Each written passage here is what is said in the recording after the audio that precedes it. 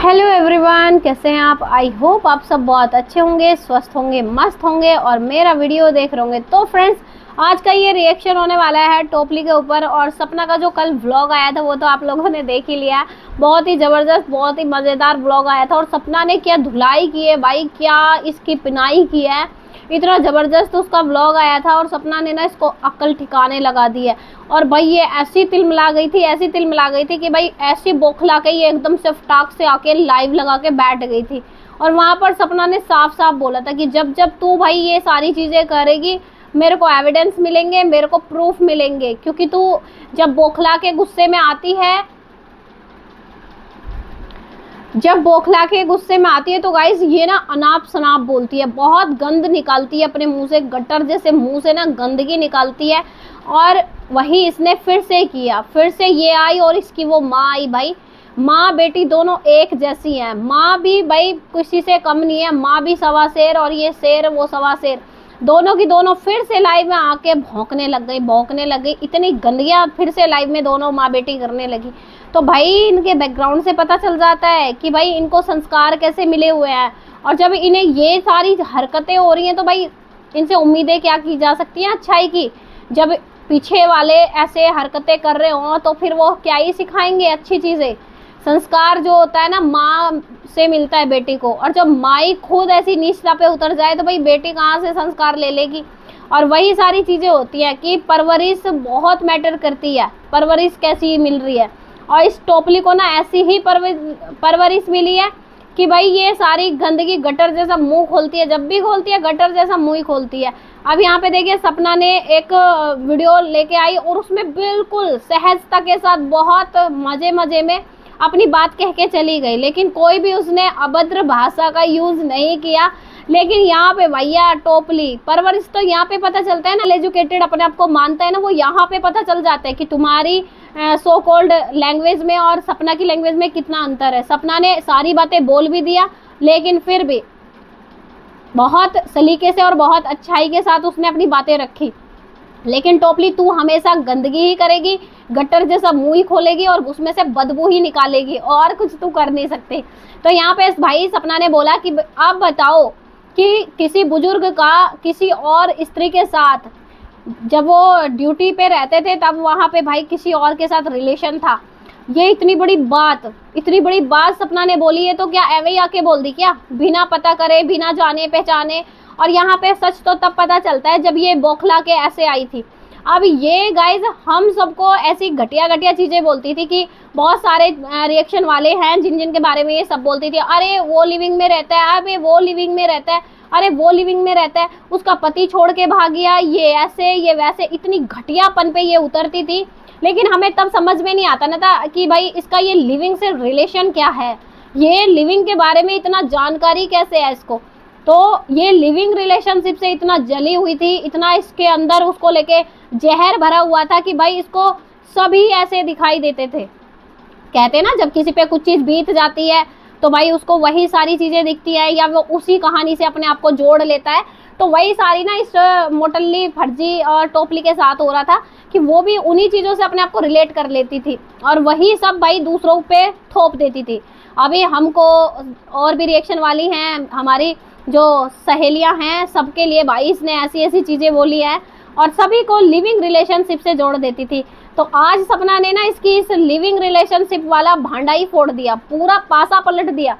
और गाइज यहाँ पे पता चल गया। और मैं तो यही कहूँगी, देखो मैं सारी चीज़ें नहीं रिपीट करना चाहती कि किसने क्या बोला है, क्योंकि मेरे संस्कार तो इस टोपली के जैसे बिल्कुल भी नहीं है। तो मैं तो यहाँ पे डायरेक्ट ना बोल के मैं एक ही बात बोलूँगी इस टोपली को कि जिनके घर कांच के होते हैं ना वो दूसरों के घर में पत्थर नहीं फेंकते हैं। जब तुम्हारा खुद का घर कांच का था और तुम दूसरों के घर में पत्थरबाजी करोगी तो एक दो पत्थर तो टोपली तेरे घर में भी आके लगेगा।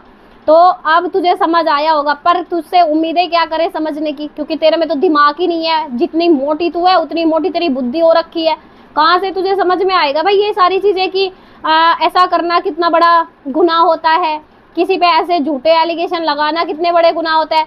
और गाइस भाई ये जो है ऐसी ऐसी घटिया हरकतें इसने सपना की फैमिली के लिए की, बच्चों तक को नहीं छोड़ा, इसकी माँ ने बच्चों तक को नहीं छोड़ा और इसके बच्चों तक पे गई सपना के कि इसकी बेटियों को भी अपने जैसा ये बनाएगी, नचनिया बनाएगी, ऐसा बनाएगी, वैसा बनाएगी।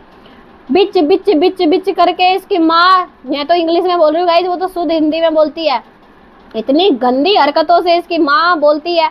वहां पे वाईटी में पीछे बैठ के लाइव में वहां पे बिच बिच बिच बिच करती रहती है, सभी को, रिएक्शन वालों को, सपना की माँ को, सबके लिए। जो इसकी माँ है वो गंदगी कर रही थी, उसकी बेटी गंदगी कर रही थी, लेकिन आज भाई जब सपना ने एक शब्द क्या बोल दिया तो तिलमिले लग गए। और वैसे भी सपना ने नाम लेके थोड़ी ना बोला था किसी का, सपना ने नाम थोड़ी लिया था कि तुम्हारे फादर के लिए बोल रही है, उसने तो नहीं बोला था, उसने तो सिर्फ एक अंकल की बात की थी ना, एक अंकल की बात की थी जो सरकारी पोस्ट पे थे या कुछ भी था, तो भाई उसने एक अंकल की बात करी थी, ना कि आपके फादर के लिए बोला था। लेकिन यहाँ पे भाई जो सच होता है वो खुद सामने निकल के आ जाता है।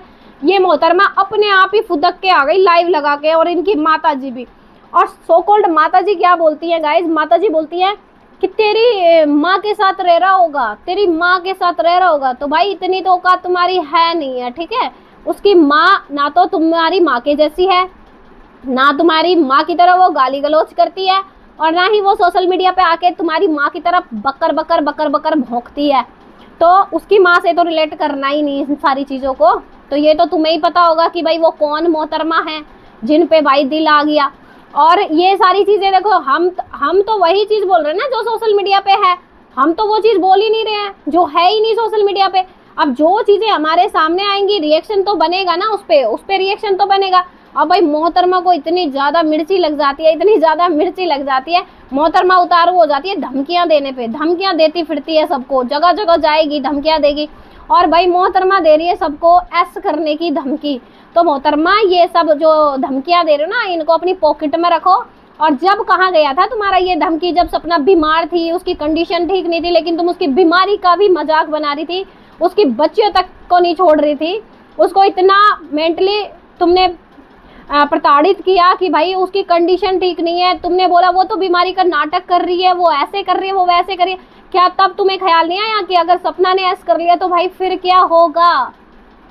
अगर सपना ऐसा कर लेती तो तब क्या होता? अगर आज आपको अपनी फिक्र हो रही है, अगर मुझे कुछ होता है तो उसके जिम्मेदार ये लोग होंगे, तो क्यों होंगे भाई वो लोग जिम्मेदार? तुम्हारी खुद की हरकतें होंगी, तुम्हारी नीचता पे जो तुम उतर रही हो, तुम्हारी वे हरकतें तुम्हारी जिम्मेदार होंगी। तुम्हारे घर वाले तुम्हारी इन हालत के जिम्मेदार होंगे जिन्होंने तुम्हें बचपन में ना अच्छी शिक्षा नहीं दी, जो तुम्हें तभी से दो कान पे लगा के अच्छे से शिक्षा देते, अच्छे से गलत सही का तरीका सिखाते, तो आज शायद तुम ये सब हरकतें यहाँ पे बैठ के नहीं की होती।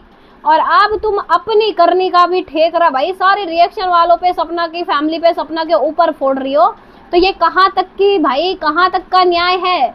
और रही बात जितने भी भाई ये अंधभक्त हैं, हम उनसे यही कहेंगे, जब कहाँ थे, जब खुद बैठ बैठ के इतनी सारी गालियां गलौच और सपना के लिए पैनल लगाया जा रहा था और वहां पर सपना को नीचे गिराया जा रहा था, उसकी बॉडी पार्ट्स के बारे में, प्राइवेट पार्ट्स के बारे में बातें हो रही थी, इतनी घटिया घटिया चीजें हो रही थी, तब तुम लोगों का ज्ञान कहाँ था? जो आज इसका एक वर्ड बोलने पे तुम लोगों का ज्ञान उमड़ के आ गया।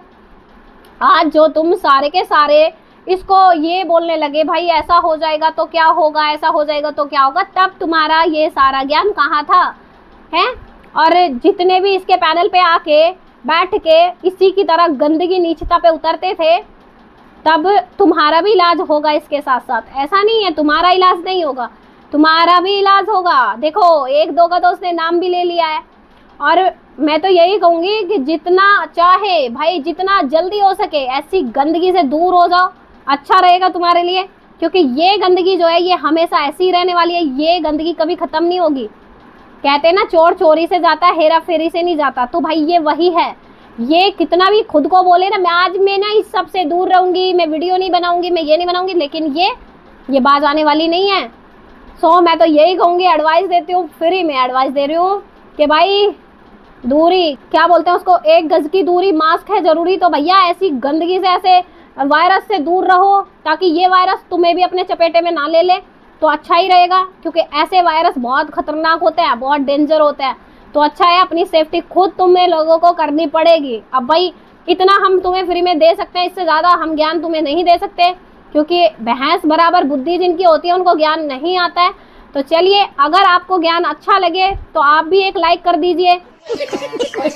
और हमारे जितने भी सपोर्टर हैं, आपको ये वीडियो कैसी लगी, मेरी बात से कितना सहमत है, अच्छी लगे तो लाइक शेयर करना, हाइप देना, और मिलते हैं आपसे नेक्स्ट वीडियो में। तब तक के लिए राधे राधे, जय श्री कृष्णा, जय महाकाल।